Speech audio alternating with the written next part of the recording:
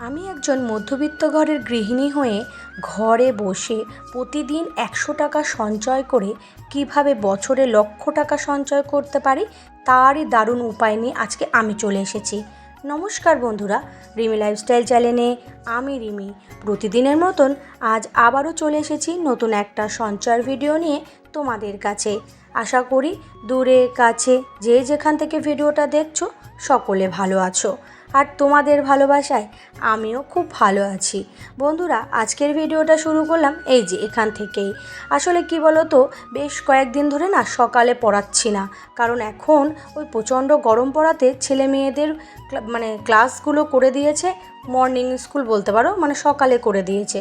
সেহেতু টিউশনিটা আমি এখন সকালে পড়াচ্ছি না, আমাকে এখন টিউশনি পড়াতে হচ্ছে 12:30টার থেকে।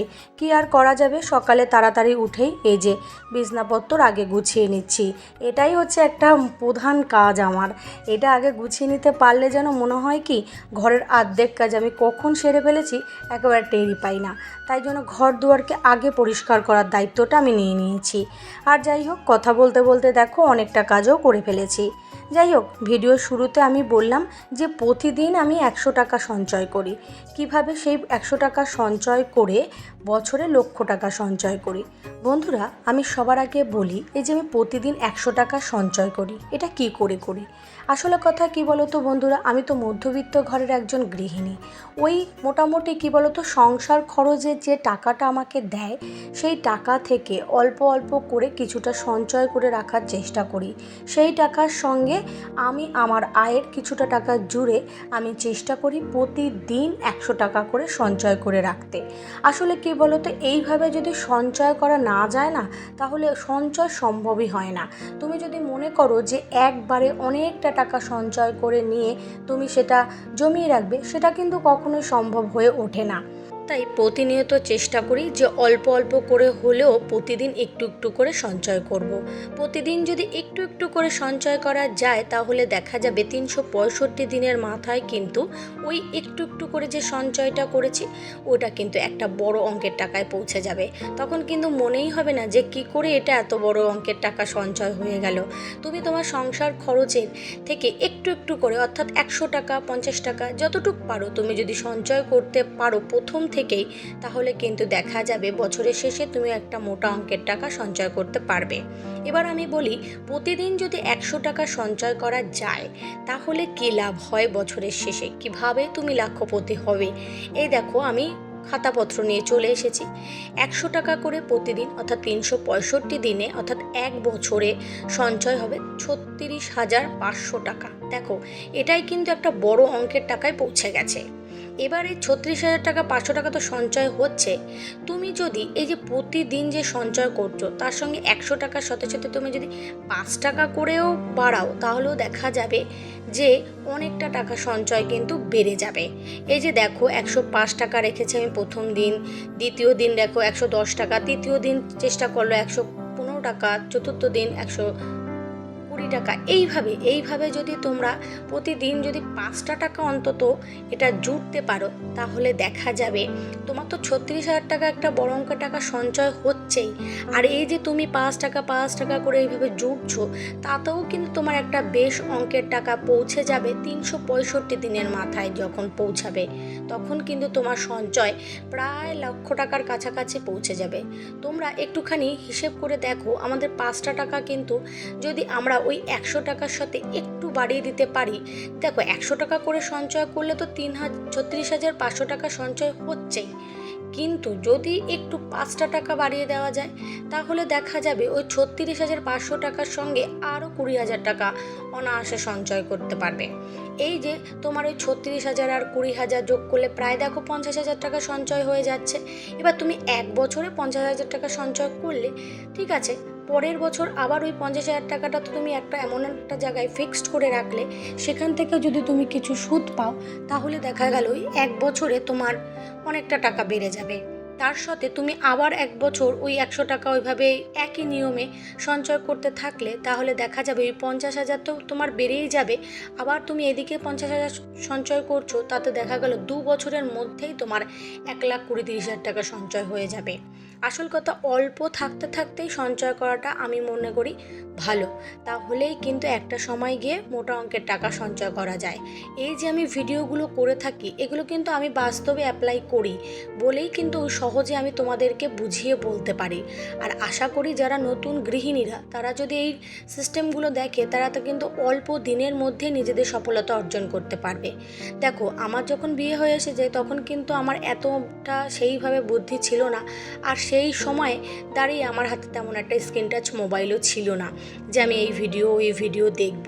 মোটামুটি সেরকমভাবে কিছু জানতাম না, বুঝতাম না। কিন্তু দেখো, আমি এই যে সংসার করতে করতে 8 বছরে কিন্তু আমার অনেকটা অভিজ্ঞতা অর্জন করতে পেরেছি। সেই অভিজ্ঞতার জেরেই কিন্তু এই ভিডিওগুলো আমি করে থাকি, যাতে আমি প্রথম দিকে সঞ্চয় করতে পারিনি, যে আমি ভুলটা করেছি। ওই যে মোটামুটি হাতে টাকা আসতো, খেয়ে ফেলতাম, খরচ করে ফেলতাম। কিন্তু প্রথম দিকে যদি আমি একটু হিসেবি হতাম, আমি তো ছোটোবেলা থেকেই হিসেবি, সেটা বাড়ির লোকেরাও বলে আর আমার বাবা মাও বলে। কিন্তু যদি আমি এই যে প্রসেসগুলো এখন আমি যে দেখি ভিডিও করবার সময়, বা নিজে সেই প্রসেসগুলো যখন অ্যাপ্লাই করি, তখন যে আমার লাভ হয়, সেটাই আমি কিন্তু সবসময় তোমাদের সামনে তুলে ধরতে চেষ্টা করি। তাই আশা করি যারা নতুন গৃহিণী তারা যদি এই প্রসেসগুলো ফলো করে না, তাহলে তারা অনায়াসে কিন্তু এই টাকাগুলো সঞ্চয় করতে পারবে। জাপানে সাধারণতভাবে গৃহিণীরা দেখবে গরিব হয় না, কারণ তারা এইভাবেই কিন্তু প্রতিনিয়ত নিজেদের সঞ্চয়কেই বাড়ায়। ওই যে আমি আগের দিন একটা ভিডিওতে দিয়েছিলাম যে প্রতিদিন যদি 50 টাকা সঞ্চয় করো, তাহলে দেখা গেল বছরে কিন্তু প্রায় 70,000 টাকার কাছাকাছি পৌঁছে যাবে। সেটা কিভাবে, সেটাও আমি ভিডিওতে বলেছি। যারা দেখোনি তারা অন্তত ভিডিওটা দেখো, তাহলে বুঝতে পারবে। আর আজকে যে ভিডিওটা বললাম, এটা কিন্তু আমি সম্পূর্ণ একটা আমার নিজের অভিজ্ঞতা থেকে তোমাদেরকে তুলে ধরলাম। যদি তোমাদের এই আইডিয়াটা ভালো লেগে থাকে বা এই টপিকটা তোমাদের ভালো লেগে থাকে, তাহলে তোমরাও কিন্তু অ্যাপ্লাই করতে পারো। তাহলে অ্যাপ্লাই করলে দেখা যাবে অল্প অল্প করে তোমরাও কখন সঞ্চয় করা শুরু করেছো তা তোমরাও টের পাবে না। হ্যাঁ, আমি প্রথমেই 100 টাকা বলছি, হয়তো অনেকের সংসারে 100 টাকা সঞ্চয় করা সম্ভব হয় না। তারা অল্প করবে, 20 টাকা করবে, 30 টাকা করবে, 50 টাকা করবে, 70 টাকা করবে। যে যার যেমন সামর্থ্য সে সেরকমভাবে সঞ্চয় করো। তাহলেই তো দেখা গেলে বছর গেলে তুমি একটা মোটা অঙ্কের টাকা সঞ্চয় করতে পারছো। দেখা গেলো 1 বছরে তুমি 1,00,000 টাকা সঞ্চয় করতে পারছো না, তাহলে 2-3 বছর তোমার লাগলো, ঠিক আছে, 2-3 বছরে তুমি 1,00,000 টাকা সঞ্চয় করলে নয়। একদিনেই দেখা গেল 2-3 বছরের মাথায় গিয়ে তোমার যখন 1,00,000 টাকা সঞ্চয় হবে, তখন তোমার অ্যাকাউন্ট দেখলেও ভালো লাগবে এবং তুমি মনে করবে যে না, আমি নিজের জন্য কিছু করতে পেরেছি, বা নিজে কিছু সঞ্চয় করে রেখেছি কোনো ভবিষ্যতে কোনো বিপদ আসলে যাতে আমি ওই টাকাটা দিয়ে অন্তত আমি সাহায্য করতে পারি, তাই না? আর কি বলো তো বন্ধুরা, আমি সাধারণতভাবে টাকা পয়সার ভিডিওটা একটু বেশি কেন করি, কারণ হচ্ছে গিয়ে এই ভিডিওতেই মোটামুটি আমার একটু ভালো ভিউজ আসে। সেই কারণেই আমি কিন্তু টাকা পয়সার ভিডিওটা বেশি বেশি করে করি। আর আশা করি এই ভিডিওগুলো মানুষের কাছে পৌঁছলে খারাপ হবে না, ভালোই হবে। হ্যাঁ, সকলের তো পছন্দ নাও হতে পারে, তাহলে তারা চেষ্টা করো ভিডিওর মেনটুকুনি দেখা, কিন্তু যদি পছন্দ হয় তাহলে পুরো ভিডিও দেখার অনুরোধ রইল। আসলে কি বলো তো, আমিও তো ভিডিও ছেড়ে কিছু টাকা আর্নিং করব, তাই সকলকে হাত জোর করে একান্ত অনুরোধ করি যে তারা সকল একটু ভিডিওটা পুরো দেখো, তাহলে আমার বেশ ভালো হয়। আর আজকের এই ভিডিওটা নতুন বন্ধু যারা দেখছো, ভিডিওর কোনো কথা কোনো অংশ যদি তোমাদের ভালো লাগে, তাহলে অবশ্যই কিন্তু সাবস্ক্রাইব করে পাশে থেকো। আর পুরনো বন্ধুদের জন্য রইল আমার তরফ থেকে অনেক অনেক ভালোবাসা। তোমরা যেভাবে আমাকে ভালোবাসা দিয়ে যাচ্ছ, ঠিক সেভাবেই আমাকে ভালোবাসা দিয়ে যাও, যেন আমি আগামী দিন আরও এগিয়ে যেতে পারি তোমাদের আশীর্বাদে। আর এইদিকে দেখো, রাতের জন্য রোল করেছিলাম, এই যে কটা রোল বানিয়েছি। একটু ছেলে মেয়ে কয়দিন ধরে বলছে মা ভাত খাবো না, আজকে রাতে রোল খাবো। তাই দেখো 4টে ডিম দিয়ে আমি এতগুলো রোল বানিয়েছি। বেশ যতটাই পেরেছি কিন্তু চেষ্টা করেছি হিসেবের মারফতে টানানো। আর মাঝে মাঝে না এরকম একটু খাওয়ার ছেলে মেয়েদের দেওয়ার খুব দরকার, কারণ বাইরে একটা রোলের দাম 50 টাকা। তুমি যদি একটু কষ্ট করো তাহলে দেখা যাবে অনায়াসে সে 50 টাকা দিয়ে তুমি 4টে রোল অন্তত বানিয়ে ফেলতে পারবে। হিসেব করলে একটুখানি হিসেব করে যদি তুমি চেষ্টা করো, তাহলে অন্তত 4টে রোল তুমি বাড়িতে বানিয়ে ফেলতে পারবে অনায়াসে। আর এই যে আমি বানিয়েছি, হয়তো রোলগুলো বড় বড় হয়নি, কিন্তু চেষ্টা করেছি একটু বড় বড় করা।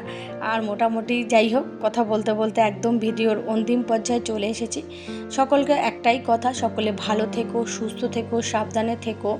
আবার একটা দেখা হবে নতুন একটা ভিডিওতে। সেই ভিডিওতে দেখার সকলকে অনুরোধ রইল।